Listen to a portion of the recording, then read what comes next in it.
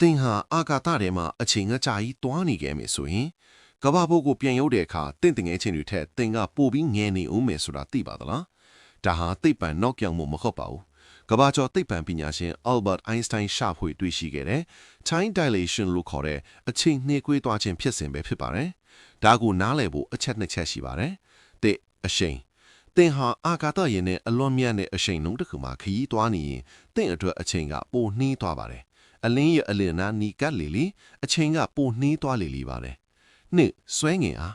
အိုင်းစတိုင်းရဲ့ theory အရဆွဲငင်အားဟာအချိန်ကိုဆွဲဆန့်နိုင်ပါတယ်ဆွဲငင်အားအရင်ပြင်းထန်တဲ့နေရာလေးမှာအချိန်ဟာပိုပြီးနှီးနှီးကွေးကွေးကုံဆုံးပါတယ်သူတို့ဟာကဘာကိုအရှိန်ဟုန်နဲ့ပတ်နေတာကြောင့်အချိန်ဟာသူတို့အတွက်အနှဲငယ်နှီးသွားတာပါဒါကြောင့်သူတို့ကဘာပေါ်ပြန်ရောက်တဲ့အခါသူတို့ရဲ့အသက်ဟာကဘာပေါ်မှာရှိတဲ့သူတို့ရဲ့အမွှာညီကိုထက်နည်းနည်းလေးပိုငယ်နေတာမျိုးဖြစ်တတ်ပါတယ်အာကာသခရီးသွားခြင်းဟာတနည်းအားဖြင့်အနာဂတ်စီသို့အချိန်ခရီးသွားခြင်းလိုတောင်ဆိုနိုင်ပါတယ်ကျွန်တော်တို့ဟာစကြဝဠာရဲ့ကြီးမားကျယ်ပြန့်မှုထဲမှာအချိန်ဆိုတာဟာလူတိုင်းအတွက်တူညီမနေဘူးဆိုတဲ့အချက်ကိုဖော်ပြနေတာပဲဖြစ်ပါတယ်သူစံထွေလာတဲ့သိရဖို့ page လေးကို like and follow လုပ်ဖို့မိတ်မနဲ့နော်